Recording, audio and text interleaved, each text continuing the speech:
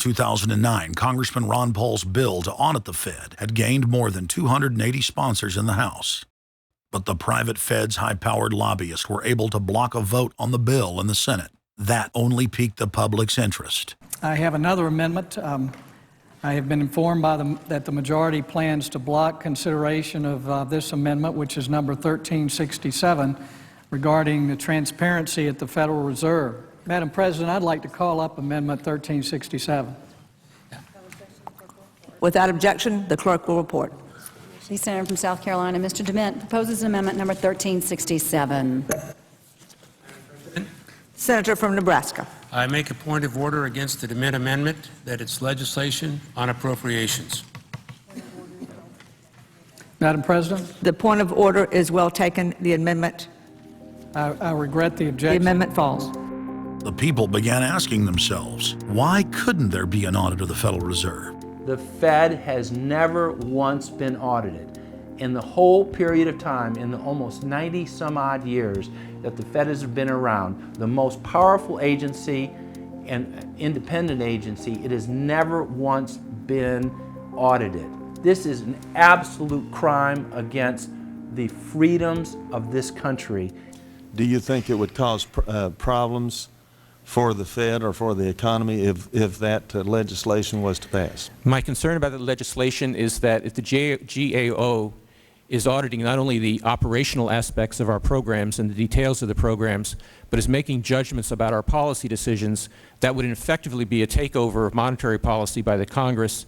Is that your position, that this bill, if it were to be passed, would interfere directly with interest rates, setting interest rates? If we were to raise interest rates at a meeting and someone in the Congress didn't like that and said, I want the GAO to audit that decision, wouldn't that be viewed as an interference? I wouldn't think so. This is just reviewing it, and you can do what you want. The Federal Reserve has never been subjected to an outside audit. And if you audit them, it's very likely that Greenspan, Bernanke, and Volcker might all go to jail. It was announced earlier today, that there will be a hearing on H.R. 1207, the bill to audit the Federal Reserve Bank. This will be the first independent audit in the Federal Reserve's 96-year history, and it's long overdue. Months ago, I asked the Vice Chairman of the Federal Reserve who received the $1 trillion in funds that the Federal Reserve has handed out to domestic institutions. He said, I'm not going to tell you. And then more recently, the Chairman of the Federal Reserve, I asked him who receives the $500 billion, we're talking about $500 billion, that the Federal Reserve handed over to foreign central banks. Who did they disseminate that money to? And he said, I don't know. $500 billion, and he doesn't know. It's long overdue. We need to audit the Federal Reserve, and I'm happy to say that we're going to have a hearing on that very soon. The only way, really, America can get out of the current mess is you've got to shut the Fed down completely, get rid of the Fed. You've got to put the money printing mechanism back under the roof of the federal government instead of outsourcing it to the Fed. Why were the bank's front men, Alan Greenspan and Ben Bernanke, all over the news saying that they were above the law? What is the proper relationship, what should be the proper relationship between a chairman of the Fed and a president of the United States? There is no other agency of government which can overrule actions that we take. What the relationships are don't frankly matter. A grassroots movement demanding that the private Federal Reserve be nationalized exploded in size across the country. The momentum had shifted. Now the arrogant central bankers were the ones running scared. They had planned to use their stage crisis to bring in an all-powerful central bank of the world. Immediately, every country goes into action at the same time. The International Monetary Fund is mentioned at the G20 meeting. They say that it must be brought to its full power, and we need a Bretton Woods Part 2 for world taxation. What is global government? For decades, the media denied it existed. But now they're saying, oh yes, there's going to be a global government, a new bank of the world, and we're going to pay our carbon taxes to it. What is it? It's nothing more than a private, hostile, corporate takeover of every sovereign nation on earth. And then when you look at the philosophy of these global corporate chieftains. It is one of domination of the poor, domination of the population. It is a view that human life just isn't cheap. No, human life is a negative. And so no matter what they do, they have the rationale that it's in the greater interest to get rid of more human lives. They are so arrogant and they're so sure of themselves, they're saying, yes, we created the European Union, we created the Euro, and these are from the people of the Bilderberg. We are going to create a world bank. We're going to create a world government. They're saying it out loud and clearly. Suddenly, across the planet, their regional front banks had been identified by sovereign populations as the illegitimate shadow governments that they are. The controllers had moved too quickly and revealed their hand.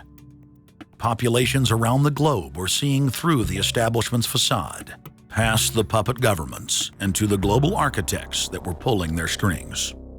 Where are the American people? Why have they lost their dignity? What is stopping them from speaking out? Why have they become little mice that follow Pied Pipers? How can they look up to these pathetic politicians? Go sit down. I have a question for this young man. He has the right to be represented. I'm his father, and I want to talk to you face to face. Crooked door. Why not a lobbyist with all kind of money to stuff in your pocket so that you can cheat the citizens of this country? So I'll leave, and you can do whatever the hell you please to do. One day God's gonna stand before you, and he's gonna judge you and the rest of your damn cronies up on the hill. And then you will get your just desserts. As the public begins to awaken to the fact that Barack Obama has cold-bloodedly betrayed the pledges he made to the American people, the establishment media and Democratic leaders have invoked the tactic of divide and conquer. I think they're astroturf. You be the judge of carrying swastikas and symbols like that to a town meeting on health care. An overwhelming portion of the intensely demonstrated animosity toward President Barack Obama is based on the fact that he is a black man. Desperate to ram their agenda through, they have played the race and class cards. You start to wonder whether, in fact, the word socialist is becoming a code word, whether or not socialist is becoming the new N-word. When I heard people going after the First Lady and the number of staff people they have, it sounds racist to me. It is essential that the establishment play the population off against each other, along the lines of Republican, Democrat, liberal, conservative, black and white.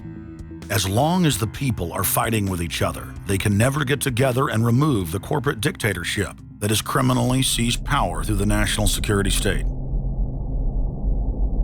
Just as George W. Bush betrayed his foolish followers, so must Obama, because his only allegiance is to his offshore masters. President Obama today nominated Ben Bernanke for a second four-year term as Federal Reserve Chairman. The president called his actions on the global financial crisis bold and out of the box. As an expert on the causes of the Great Depression, I'm sure Ben never imagined that he would be part of a team responsible for preventing another. But because of his background, his temperament, his courage, and his creativity, that's exactly what he has helped to achieve. And that is why I am reappointing him to another term as chairman of the Federal Reserve.